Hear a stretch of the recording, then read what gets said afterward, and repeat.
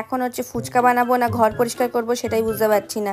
দেখো আমার বাবা তো খোঁচে একদম বেরিয়ে চলে এসছে যে তোরা কি করছিস। মা আজকে ট্রিভেন্ডাস লেগে গেছিলো গাইজ, তো আমি সেই তখন ভিডিও করতে পারছিলাম না কারণ তখন আমার গায়ে সব ভর্তি ছিল। আমার মা এত চেল্লাচ্ছিল এই বাসন ধোয়ার সময় যে একদম মানে আমি কি বলবো, আমি কাঁদতে লেগে গেছিলাম। আমি ভেবেছিলাম আর করবোই না, আমি তেঁতুলটাকে গিয়ে ফেলে দিয়ে আসতে যাচ্ছিলাম, এত বাজে হয়ে গেছে। এখন তো আমার মুখটা দেখে মনে হচ্ছে আমি হাসছি, বাট কিন্তু আমি এত খচে গেছিলাম যে কিছু বলার মতনই না।